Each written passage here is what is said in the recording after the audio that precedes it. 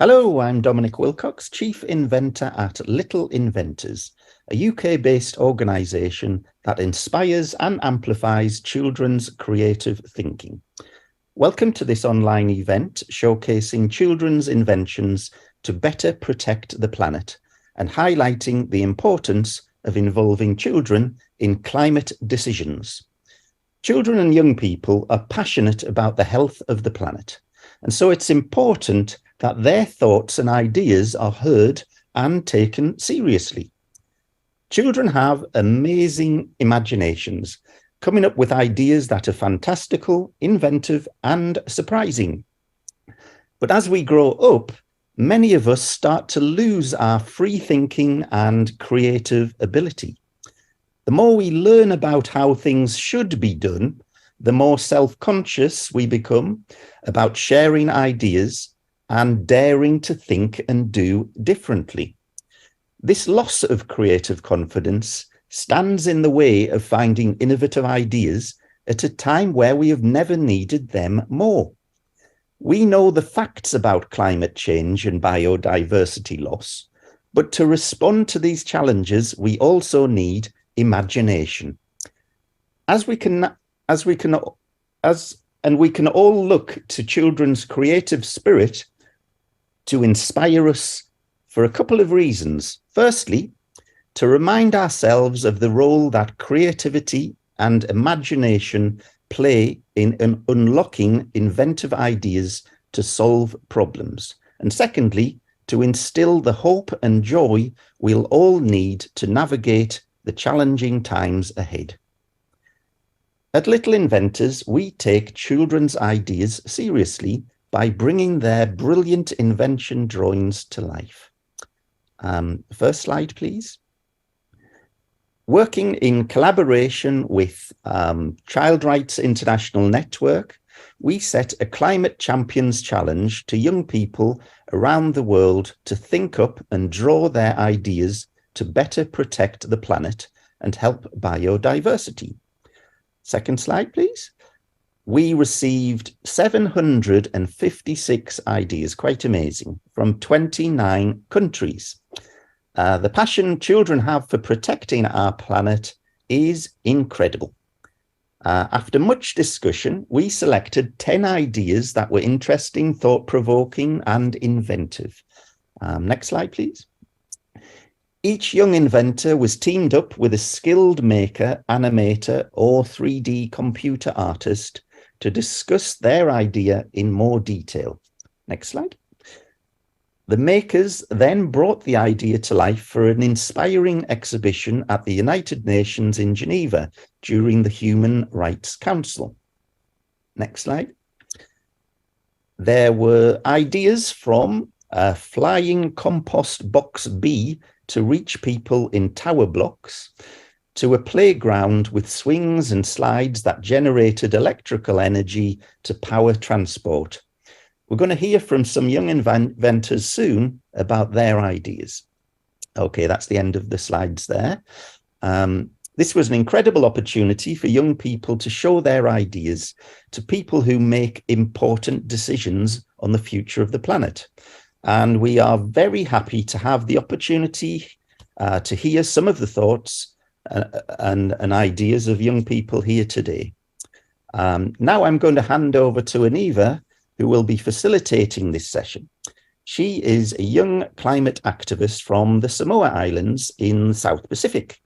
She is also a climate advisor for the Child Rights International Network, CRIN, co-organizer of this event with Little Inventors, as well as a child advisor for the United Nations Committee on the Rights of the Child General Comment 26, outlining children's rights to a healthy environment. She is the founder of EcoTour Pacific, a youth-led initiative in the Pacific region to amplify and empower Pacific voices in the climate and child rights space. So over to you, Aniva. Thank you so much, Dominic, and welcome everyone to this event, which will showcase children's brilliant inventions to better protect the planet and highlight the importance of involving children in climate decisions. We care, we have rights, and our ideas, passion, and imaginations can inspire adults to urgently act to save our planet from irreversible destruction. You will hear from children about their ingenious ideas and see them in conversation with policymakers about the need to seek children's inputs on matters that affect their lives and future. Today, we are very lucky to have a fantastic panel composed of children and adults experts. Frida, Arthur, and Melody have all been part of the Climate Champions Challenge that Dominic just explained. They have been selected among 10 of the winners to see their invention ideas brought to life. We will first hear from them about their own inventions. They will explain to us what their inventions are about, how they came up with such great ideas, and why they feel it is important for them to take part in such an event. We will then invite the adult speakers to comment on these brilliant ideas and potentially ask them questions about these inventions. We will then hear from the adult experts. First, we will hear from Ms. Michiko Otani, the chair of the UN Committee on the Rights of the Child. Ms. Otani is a Human Rights International lawyer based in Tokyo, where she practices family law with a focus on women and children's rights. Her focus areas include human rights education, early childhood development, child participation, child marriage, human trafficking, migrant children, and access to justice. We will then hear from Ms. Eva Tomik. Ms. Tomik is an ambassador at large for climate diplomacy at the Ministry of Foreign Affairs of Slovenia. She's an international lawyer with a master's degree in international law. Finally, we will hear from our last adult speaker, Mr. Hendrikus van Hensbergen, author and CEO of the charity Action for Conservation, based in the UK, which's purpose is to engage young people in the practical environmental action and decision-making. After hearing from all the speakers, we will start the second segment of this webinar with a session of open discussion between the children and adult speakers. We will finish this discussion by taking some questions from the audience. Finally, if time allows, to end the session, we will show a video where you will be able to hear more from other children who took part in the challenge on how their ideas have been brought to life by graphic designers and artists. Please note that for safeguarding reasons, the live chat in this webinar has been disabled. You will get a chance to ask your questions, but you will not be able to interact with the speakers directly.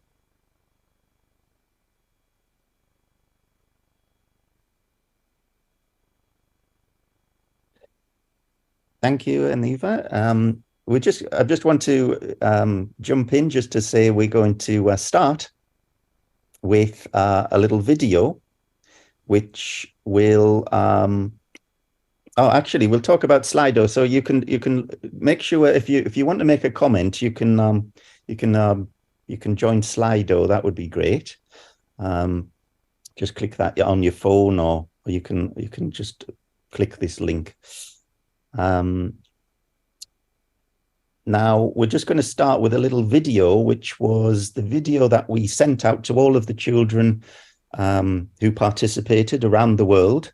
It's a very short little animated video that set the challenge on how to protect the planet, and to come up with an invention and to draw your invention and send it in. So if we can play that video, that'll give you a good idea of how it all started.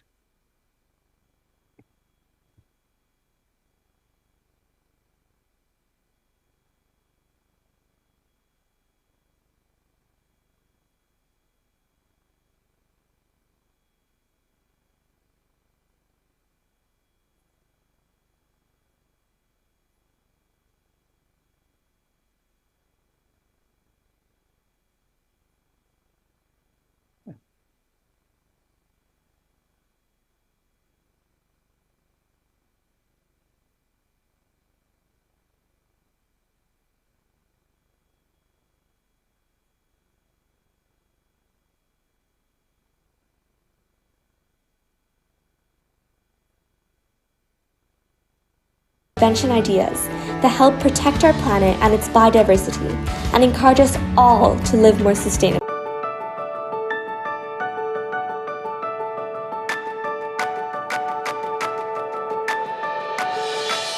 Many human activities, such as the way we make and use things, how we travel, and how we build the places that we live, are unsustainable.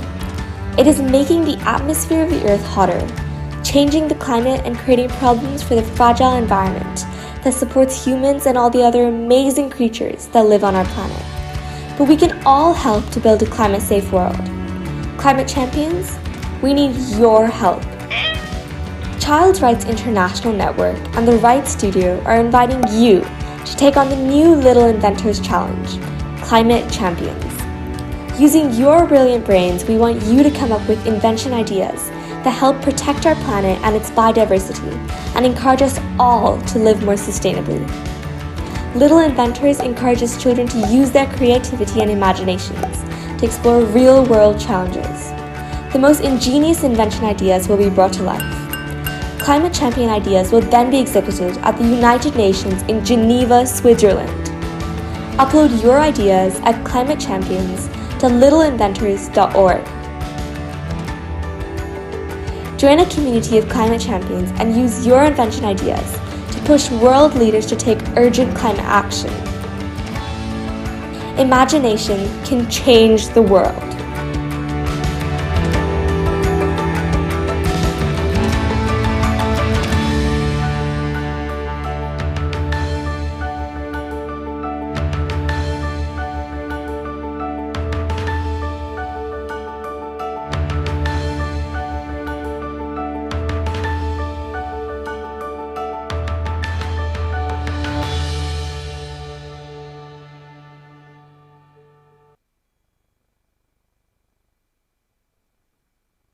We will now hear from Melody, Frida, and Arthur about the invention ideas. Melody, would you like to start and explain to us what your invention, the convenient bike planter, is and how you came up with this idea? Okay, thanks, Aniva. Before I speak, I'd just like to say I'm in Australia and I'm calling on stolen land. It is Gadigal land of the Eora Nation. I pay respects to elders past and present. Hi, I'm Melody. My invention is the convenient bike planner, and I thought of it last year. I love drawing writing, and I am very passionate about climate change, so this competition, when my mother showed me, seemed like a miracle. From there, I spent the afternoon brainstorming with my aunt, mum, and dad's help. When I finally finished, I was very happy with the idea that even if it didn't get picked, people could still look at it and get inspired to take action. One thing I remember from that day was trying to make my idea revolve around convenience. Humans have found lots of ways to make our lives convenient, but most are at the cost of the planet. I wanted to make sure that if someday it became a reality, an actual object that people could use, it wouldn't just be bought by people who consciously make eco-friendly decisions. It would be bought by everyone for its convenience. Well, from there it got picked. I was very excited to have proof that small things like that afternoon of brainstorming could actually make an impact. The convenient bike planner is basically a bike where you lie down and cycle around, exercising yourself, but also with that pedal power, it turns into solar power, and the energy is used to create a cycle behind the actual bike, which you can see, which drops seeds into the ground and creates trees within time. I guess that's it. And if I have the chance later, I have many questions for the adults on this panel. Thank you. Thank you so much, Melody. It's great to hear about your invention. Adults on the panel will be able to ask questions or give some comments, but before we get to that, we would like to invite Frida and Arthur to come in and present their invention as well. You worked together on this invention idea, is that correct? Would you like to explain to us what it is? Hello, my name's Arthur and this is Frida, and we're 9 and 14 years old. We are super excited to be talking to you today. So, We, like Melody, we were super excited when we saw the Climate Champions invention because we both are super passionate about the environment, especially because we've seen documentaries like David Attenborough, and we've seen the effects which our waste and our mistakes have on animals and nature, who haven't done anything. So we would like to talk about our invention, the energy. It has 3 functions: plastic, electricity, and snacks. Everybody can have it. It's beautiful and it is aesthetic. So, function number 1 is plastic. Arthur and I were both super shocked when we first saw when we both saw the first picture we've ever seen of an animal dying because of our plastic waste. And although we started with small things like cutting down on our plastic usage, and Arthur did a project at school trying to eliminate plastic and paper waste at school, however, we wanted to do something bigger. And when this came along, we thought that we could make an impact. So, NLG produces plastic, which is 100% biodegradable, and animals can eat it without getting any cause of harm. This means that the algae can be converted into plastic for everyday usage, such as plastic bags and straws, so plastic which we use every day.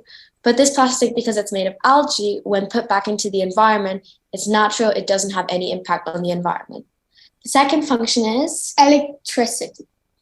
So algae, when it does photosynthesis, it can be electrical current can be created when algae photosynthesize using a specially designed gold electrode. And although there's still research going into this, we thought that if every household or maybe even a block of flats had an algae, then people could, on a small scale, produce their own electricity, meaning that we would have to use less fossil fuels. And that would mean that less greenhouse gases are being produced. And now Arthur will talk about the last function. The last function is snacks. Since me and my sister love our seaweed snacks, and we noticed that we could also make snacks as a function, as a time-to-time bonus, that is delicious and nutritious. We could add it to. Yeah.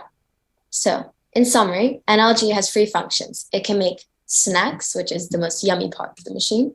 It can generate electricity, and it can make 100% biodegradable plastic. An algae could be used in small households, or it could be used on a large scale. But we think that algae can change the world, and we really hope that maybe something we say can make an impact. Thank you for listening. Thank you. Thank you so much, guys. Thank you so much, Frida and Arthur. This is also an amazing idea. So thank you very much for sharing it with us today. I would now like to invite our adult speakers to come in and ask any questions or make comments on the inventions of Melody, Frida, and Arthur. Enriquez, would you like to come in first? Thank you, Aniva. And yeah, I found the plans truly inspiring. So I really want to congratulate you, Arthur, Frida, Melody, on your inventiveness and creativity and thoughtfulness. They truly deserved to win. So well done.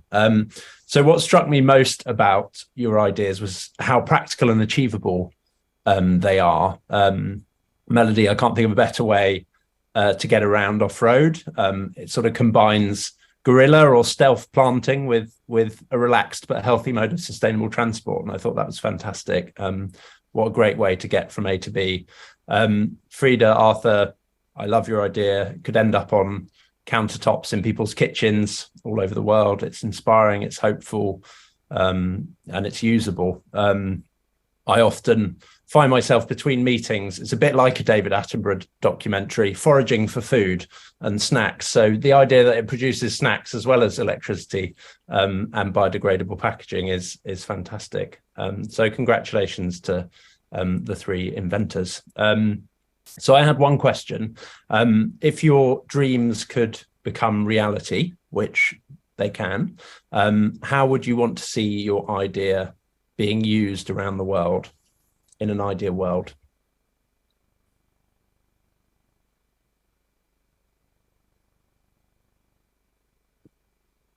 And maybe Frida and Arthur, do you want to start? Sure. So firstly, thank you for your comments. So I think the way that we would like it to be used is that every household could have one, so that every household can generate its own its own electricity, or part of its own electricity, which would even would be helpful to cut down on the amount of carbon dioxide we produce. But maybe even on a larger scale, so that it could maybe even be used on an industrial scale at some point. What do you think, Arthur? I agree with my sister.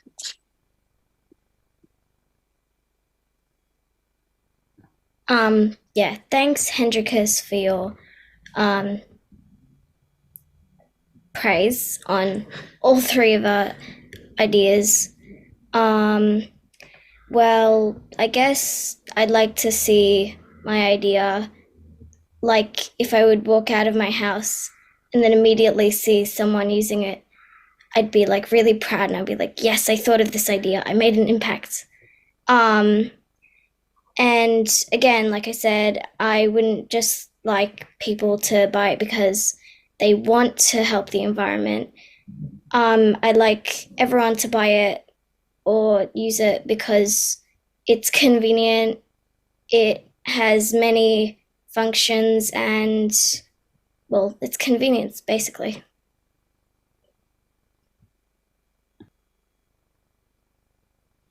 Awesome. Ms. Sotani, would you like to come in as well for a short comment? Yeah, thank you very much. How wonderful. I found that both ideas, there is an element of fun because the climate change and the environment issues are a very serious issue.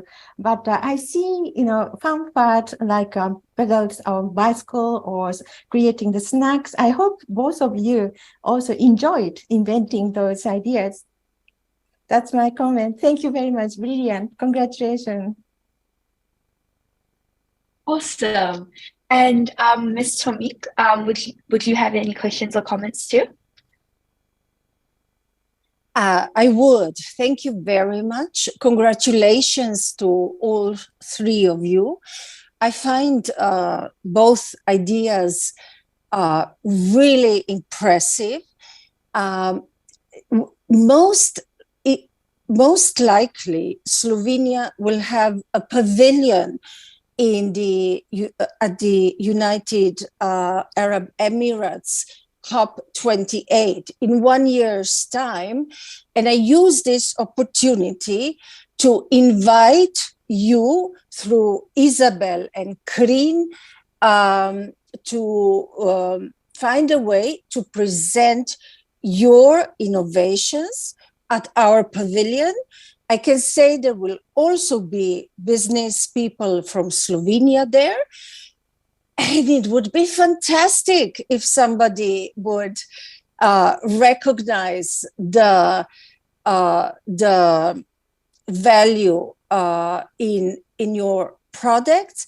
What you have stressed, Melody, I think is very important, that these inventions are convenient, because that is what I noticed. Convenience, I think, is a huge factor, convenience of us people when we speak of climate change. And what can I say? Producing snacks out of invention, in addition to making electricity, I'm impressed. So let's use the year to work on inviting your innovations to our pavilion next year in the Emirates. I thank you. Oh, I have one quick question. I wonder, what were the reactions of your friends and school friends and on being chosen and on your innovations? Thank you.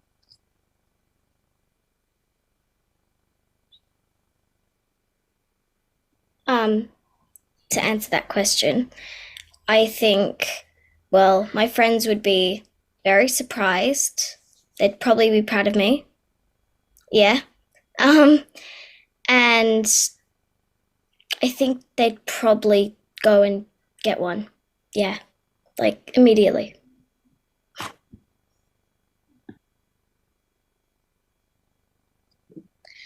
I think my friends would probably also want it because they like seaweed, and they also, the green unicorn is someone who like makes the school more eco-friendly place. I think my friends would react similarly. I think it would get a lot of, because lots of my friends are also super passionate about climate. I think it would bring a lot of hope to them to see that children can make an impact and that we can change stuff. Because at the moment, although we all want to change the world, sometimes it's difficult because world leaders can do that. We can only do it on a small scale. But to see that an invention like this can make it a far away would be really inspiring, I think. It was awesome, everyone. So now we will hear from Ms. Mikiko Otani, Chair of the UN Committee on the Rights of the Child. Mikiko, you have the floor. Thank you, Aniva. I want to share 2 points as a chair of the Committee on the Rights of the Child. One is, I know you have heard about the Convention on the Rights of the Child. In the convention, there are very important articles, Article 3 and 12, which talks about the best interests of the child and the children's right to be heard. So those articles say that in all decisions which matter children, the best interests of the child shall be the primary considerations. And also in all the matters affecting the children, the child have the right to freely express their views, and their views need to be taken seriously. So the children all over the world are saying that their rights or their lives or their daily lives are affected by climate change. It is true. The right to life, survival, development, health, food, housing, the education, all are affected. And the children are actually affected more than the adults and longer. So this is why we are saying that children need to be heard. This is very, very important to make sure that our children's rights are in the decision about climate change and environmental issues. The Committee on the Rights of the Child, as Dominique mentioned, is now developing the General Comment 126 on the children's rights and environment with a special focus on climate change. This is our efforts as a committee to create the platform, because for the children to be heard, the adults need to create opportunities, platform, mechanism. So the committee creates this General Comment, which is the guidance to the states. And we are collecting the views and ideas from the children so that children's views and ideas will be integrated into our General Comment and be made part of our guidance to the state parties. So I really want to invite all the children all over the world to submit your ideas and views to the process of drafting General Comment 26. Thank you, Aniva. Back to you. Thank you so much for your amazing intervention. It is great to hear from you about how important it is for the UN Committee on the Rights of the Child to hear the voices of children and involve them in policy making. We will now hear from Mrs. Eva Tomic, Ambassador at Large for Climate Diplomacy at the Ministry of Foreign Affairs of Slovenia. Ms. Tomic, you have the floor. Thank you very much, Aniva. And I thank the organizers for this wonderful event. Like Mikiko, I also am of firm belief that we need to give you, the children, the voice. Not only because you children are more impacted and longer impacted, as Mikiko have said, by the climate change, but also because I find you, the children, being the most convincing as someone has said, and super passionate on climate change. So for me, you are the best ambassadors for climate change action. Children, as a vulnerable group, are being exponentially impacted, as has been said. And I just want to say one example. You know that fossil fuels not only contribute to overheating of our environment, but another very serious consequence is that they are leaving these tiny pollution particles in the air that we are all breathing in. And of course, children's lungs are still developing and are being smaller, and also you breathe quicker, so that impacts you more. And then, like Aniva, you have children living in vulnerable countries like small island Pacific states. And I would like here to cite a case of Vanuatu, because they are so impacted by climate change, they have to relocate more and more of their budget to the climate change fund. And this leaves less budget for the education of children. And I find this really unacceptable.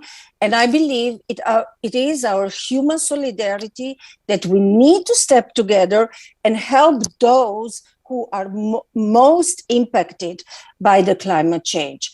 Very quickly, time, as we all know, is of the essence in the COP process. And I think you children are our best partners to reinstill the sense of urgency into the process. We don't have time to waste. And my last point is new right to a healthy environment that the General Assembly confirmed this year at the General Assembly. We are fighting now to include this reference to the final political declaration of Sharm-el-Sheikh conclusion. The same goes for children's rights. So as we are speaking, negotiations are ongoing. In a number of countries, we are demanding these two sets of rights are being included into the final document. So if you have a chance to speak to your delegations, tell them to include it. Thank you. Thank you very much. Thank you so much for your intervention. Thank you for highlighting the way that children are directly impacted by climate change and by pollution. And thank you for explaining about your work for including children's rights. We will now hear from Mr. Hendrikus van Hensbergen, author, CEO of the Charity Action for Conservation in the United Kingdom. Thank you, Aniva. So yeah, my name's Hendrikus. I'm the author of How You Can Save the Planet, which is a book of actions and stories to inspire and empower young people. And I'm also the founder and chief executive of a charity here in the UK called Action for Conservation, which is a grassroots youth environmental charity. We seek to engage young people from diverse backgrounds between the ages of 12 and 18 in nature restoration and environmentalism, as we nurture them as leaders.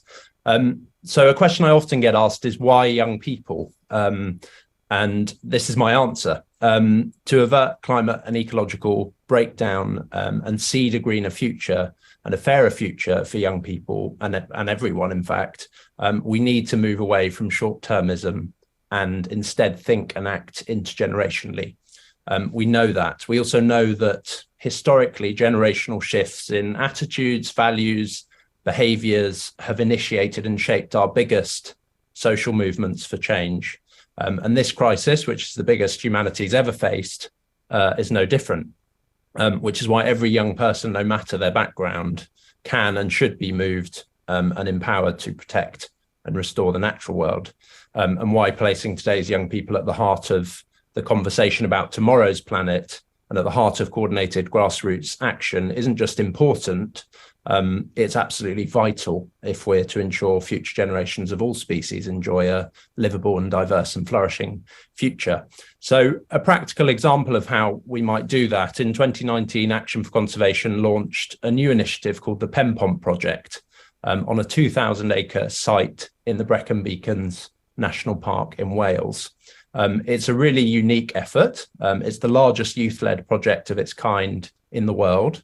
20 young people are taking the lead, working with landowners, farmers, scientists, community members, facilitated through an intergenerational dialogue and decision-making process to collectively reimagine the future of this place, of this landscape, and bring their vision into being. And what that vision looks like is a really rich and diverse picture incorporating regenerative farming, nature restoration, species reintroductions, and a programme of educating and upskilling people locally and from across the UK.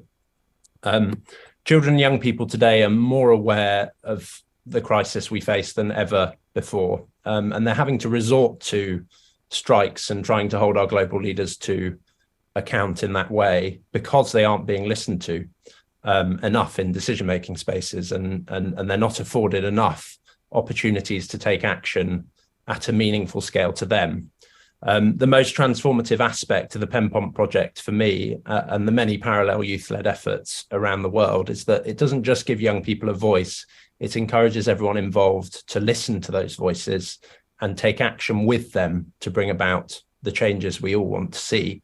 The inspirational vision that's emerged in that project collectively from these discussions would be nowhere near as forward thinking without young people's involvement.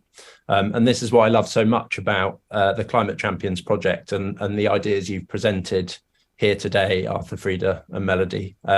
They perfectly exemplify just how phenomenally creative and inventive young people are, the huge contributions they're willing and able to make to finding solutions to the problems we face.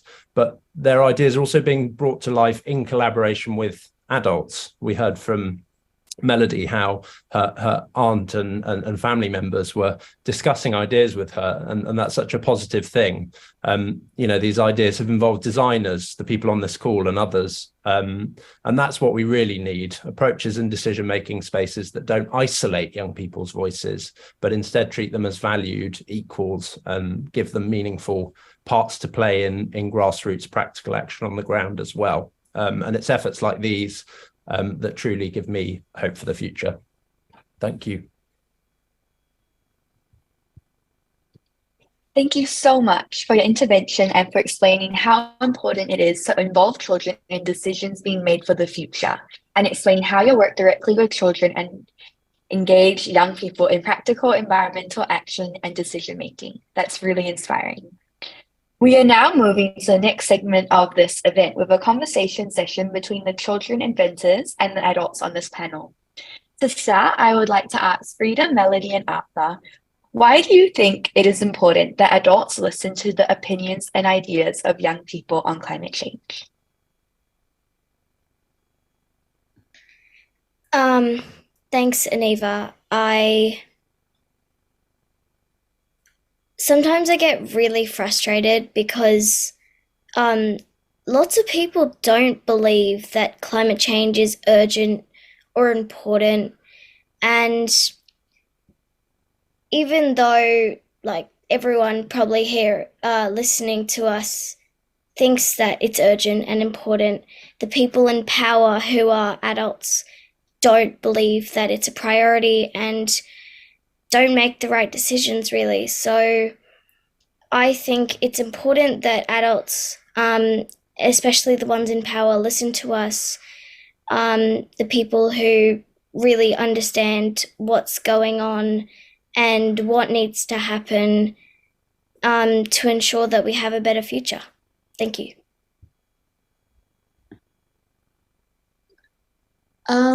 So we think it's important that adults listen to children, because children, we're the ones who are going to have to, as you said, live on this planet for longest now.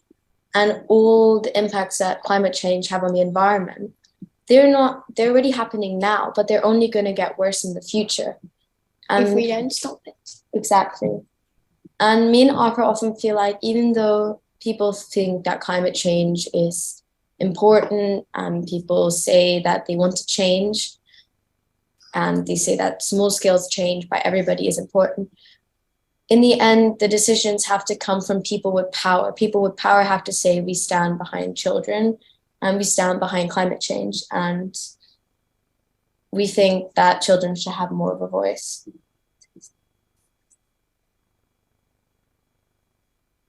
Thank you all. I agree with you, especially since we as young people will be the ones that will have to live with the consequences of the decisions that are made by adults today. Now, do you have any questions for our adult panel today? I do have one. And that is, what can you say to young people like me, Frida and Arthur, who get like really depressed or cry a lot? Because I know sometimes I get really depressed and upset that people in power aren't doing enough, and I don't have much hope for the future. What can you say regarding to that?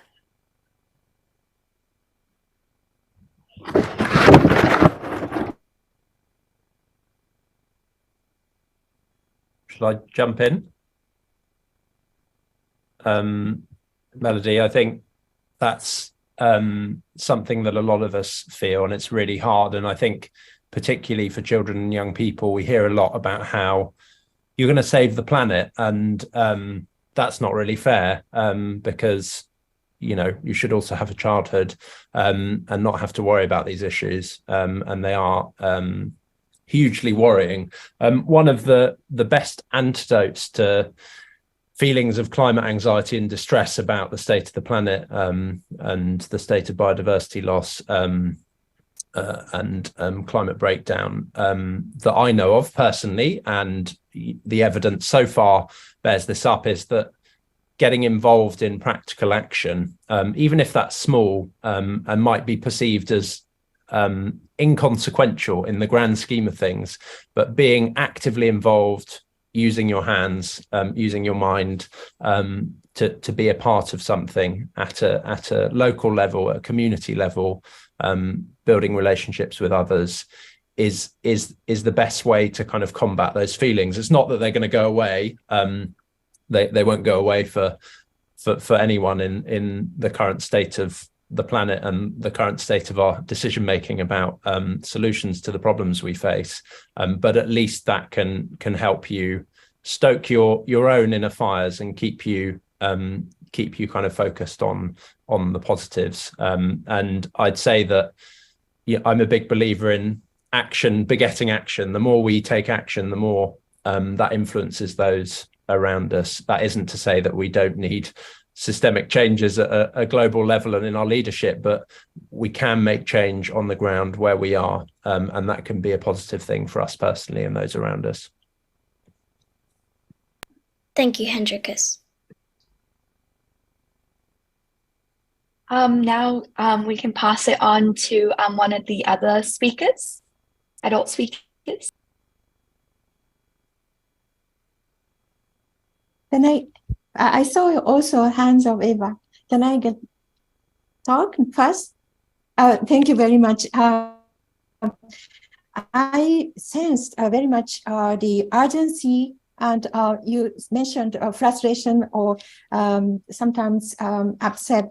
So I feel that we adults, or particularly adults in a power, because you used the word power a few times, those who have a power haven't really taken seriously your sense of urgency. And I would like to say that we adults like us who are participating in this event today have to do more. And I'm saying this as a chair of the Committee on the Rights of the Child. And so we have a responsibility. It's a collective responsibility as adults to bring your sense of urgency more to those who have a powers. And so please don't give up the hope. We should work together. And like, Ms. Eva Tomik offered the opportunity to bring your ideas and take you to the pavilion next COP. So all adults who are working with you have to do more. And please know that Committee on the Rights of the Child is always inspired and want to hear more voice from the children and want to support how the people in the power listen to you, and your voice will be seriously accepted and taken seriously. So my answer to you is work together. Let's work together. Thank you. If I may also respond to this very important question, I think, as Mikiko has said, I absolutely agree. We adults have a collective responsibility to first listen to your voice, to what you have to say, and secondly, to make what we can to bring your voice to those making decisions. I have to be very honest that,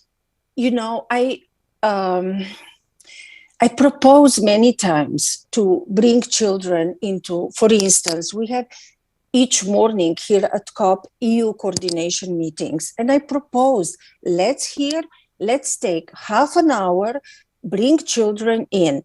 And the response is usually, people see this as somehow frivolous, not really serious. And I totally disagree with that, because it is, as I said, you are the most convincing climate action advocates.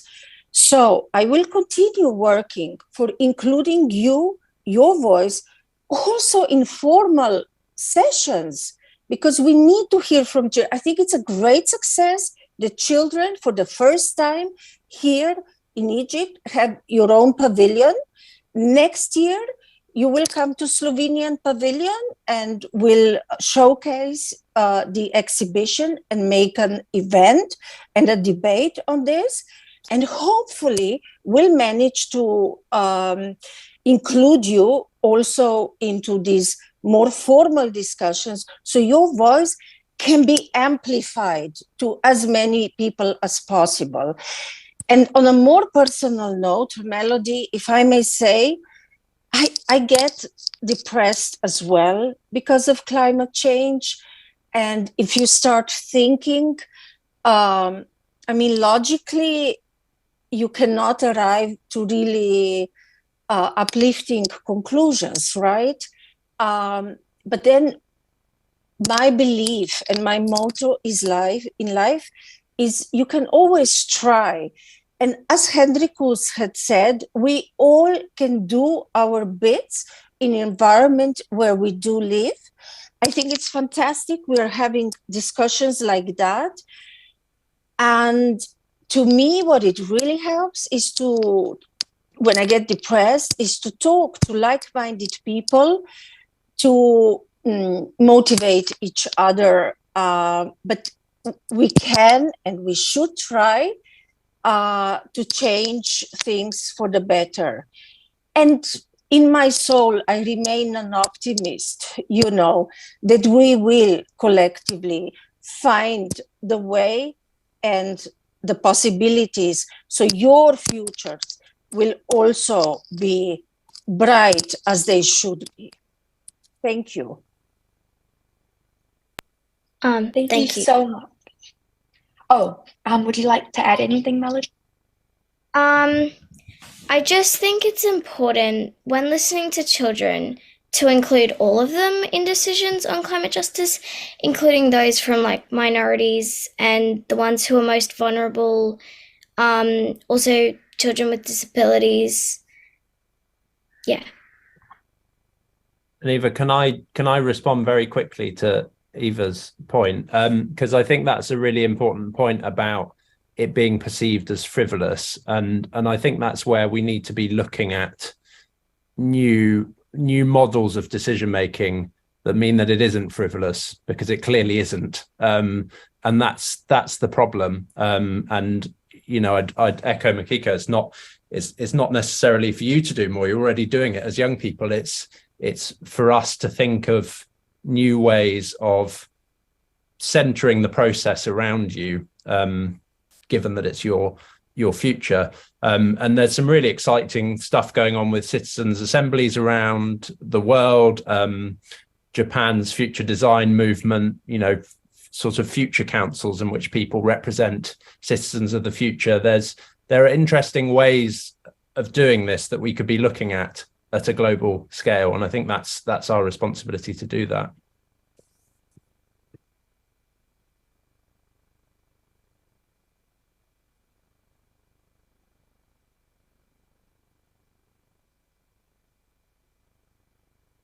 Could we ask a question as well, please?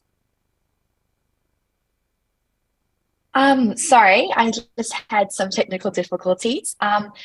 We still have 5 minutes to go for this conversation, but while our speakers are continuing to speak to each other, I would like to invite the audience to ask your questions on the pop-up window, which should appear on your screen now. We will be in the next segment of it.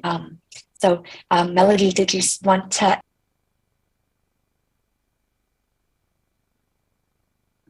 No, I think it was Frida. I would have a question, if I may jump in. Aniva, is it okay? Yes. In Slovenia, we have a children's parliament every year convening, and it's a good way. But then again, the adults, we need to listen to them. And what Hendrikus has said, I thought very true, that we need to think of better, on better including children. My question is, there is a proposal out there of lowering the age to vote to 16 from 18 in most countries. Does any have, I think it's a great idea. I just wonder, does anyone have a really strong opinion or objection to it? I'm just interested. Thank you.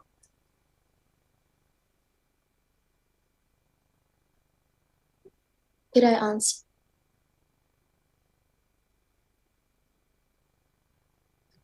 I think it's a great idea to lower the voting age, not only because it means that younger people get a say, it also means that younger people can discuss between each other while they're still in school who they think would make good policies, and it means that younger people get involved with government.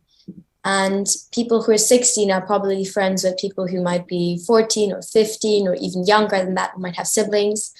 And they would then kind of indirectly, for the conversations they make for them, be representing even younger people. And I think that would be giving children a much larger say and a better ability to be able to participate in decision making. I also just wanted to say thank you for having us here, and thank you for inviting us. We think it's absolutely amazing. And also to Melody, I totally understand what you feel. I sometimes also get super upset just because people, you just don't want to listen, or when they do listen, they don't take what children say seriously. They just see it as a kind of backup thing which looks nice when they put it on their website to say, oh, we listen to children. But children really should have a real say. So I think this is a great policy. And thank you again. Thank you so much, everyone. This has been a very interesting conversation. I hope that both the children and the adults have learned from each other, and that the adult speakers will get out of this event with more ideas on how to take children's ideas seriously. So now we are going to be taking a few of the questions from the audience. And so one of the questions that was asked by the audience was that for the children on the panel, do you often talk about climate change at home with your parents? Yes, we often talk about climate change with our parents. We, a while ago, Arthur and I were very lucky. We did a trip to we were able to go to a trip to the Arctic to see some real life, like incredible nature. And our parents thought this trip was so important because they really wanted to show us that we have to fight for our rights to have a say in climate change. We both love documentaries, and so do our siblings and our families. So often when we watch something like that, we discuss that maybe the thing we see now, which really amazes us, like X species of animals, might not exist anymore if we don't do anything. So yes, we do talk about climate change. Yes, we, in my family, we do talk about climate change. Sadly, sometimes it is about frustration about how people at school, for example, aren't taking me seriously or my sisters seriously. But we definitely do talk about climate change, like at the dinner table, and yeah. Lovely.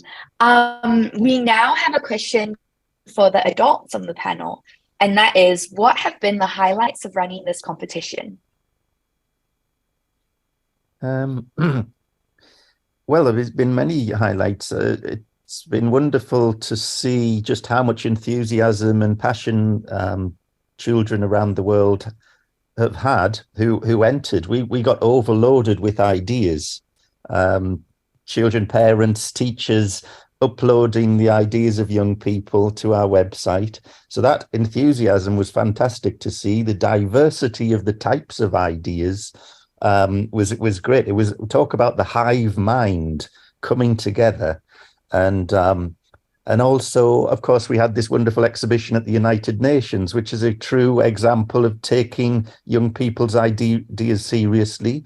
That exhibition, so all of the young people's ideas were shown in an area in the UN where people, important people, come to discuss and talk about important decisions on the climate. And I was there for a couple of weeks, so they would have all seen those ideas and would have been inspired, I'm sure, by those brilliant ideas. And then, obviously, this discussion, which I think has been amazing, the intelligence, the eloquence of the young people is inspiring. And I think that really gives us great hope for the future, because we know that Frida, Arthur, and Melody are not alone. They are speaking on behalf of millions of children, and I think it gives us great hope for the future.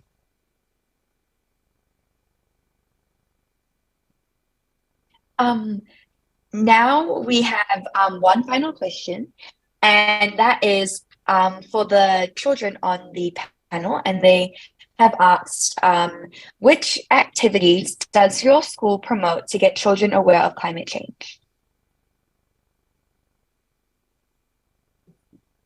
So at school, I wear the green unicorn, which is someone who tries to make the school a more eco-friendly place. And we try to eliminate more paper.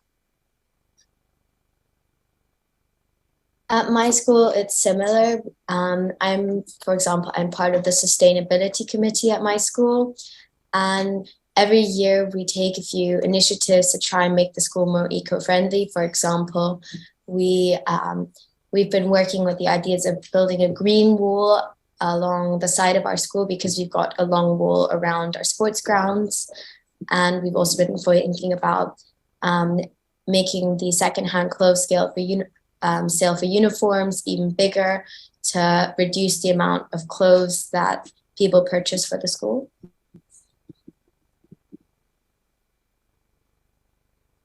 To answer that question, honestly, I wish my school would do more. I am in primary school at the moment and honestly disappointed by the school's lack of attention to the current crisis. But when I go to high school, I really hope, because I know there's an environment club there, I really hope that when I join there's a lot more action and yeah, thanks. So I think that we're going to wrap it up now. It's been an absolutely wonderful event. Very thought-provoking, as I say, amazing contributions from everybody and from the adults involved who really show that, you know, they are taking children's ideas and opinions and passions about the environment very seriously. And we just need to all come together to make the world a much better place and to protect the planet. Thank you to the over 700 children who took part in this great challenge. And if you want to learn more about the challenge, you can visit climatechampions.littleinventors.org, and you can see all 10 of those ideas and actually also over 700 invention drawings to protect the planet. So thank you very much for your participation.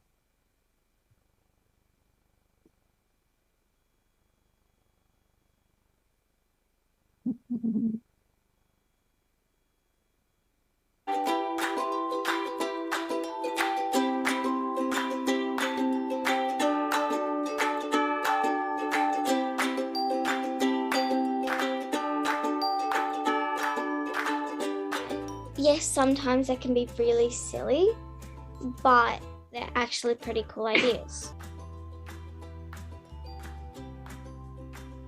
When I was looking through all the different invention ideas that had been submitted for the competition, yours really stood out to me and I thought it was fantastic. Well, Diego, I don't only love how you draw it, but I think it's very smart because you really thought of everything. And picked yours as one of the top 10 because I love the fact that it's helping wildlife and biodiversity. È nata Sequoia, sono un bambino vivace, mi muovo sempre, vado a questo parco giochi e ricarico le macchine insieme a tanti altri bambini vivaci.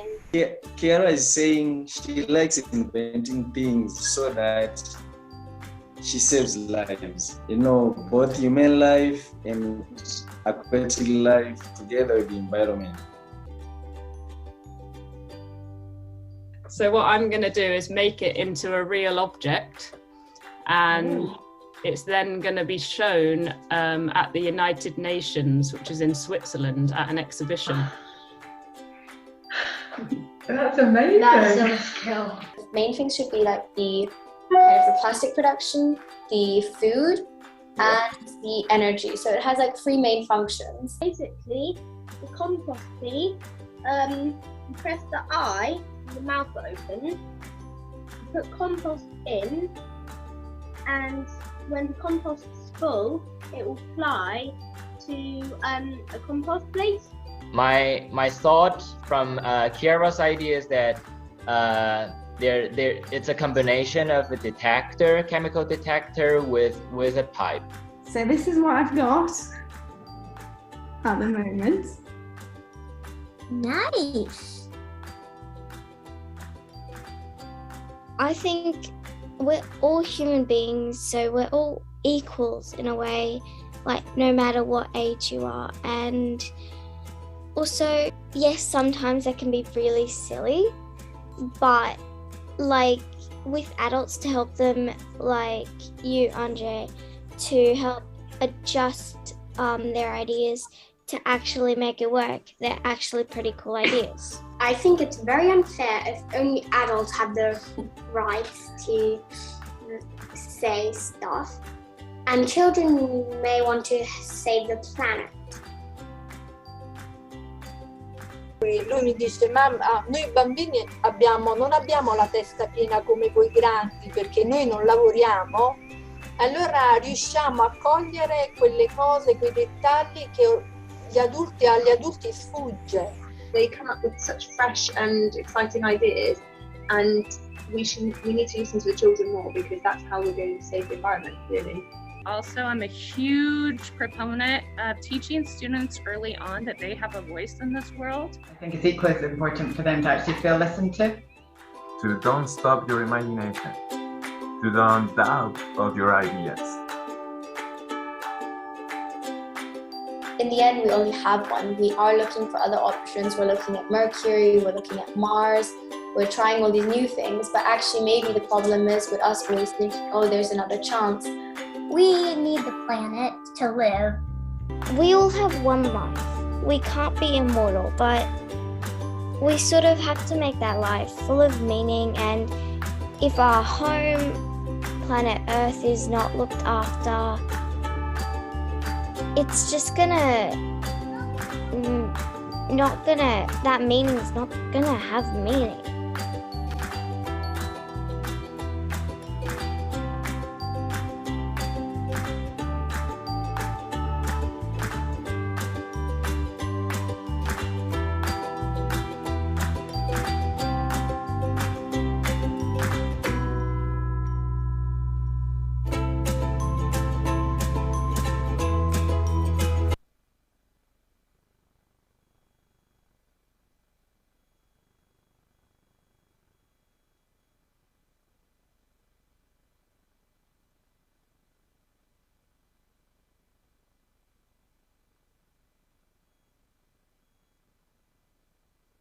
To listen to, and hearing your opinions and voices is just so inspiring, especially because we know that the future of our planet is going to be in great hands with us as young people. And I love how creative we all are with our ideas and solutions that hopefully we can use to fight the climate crisis before it is too late.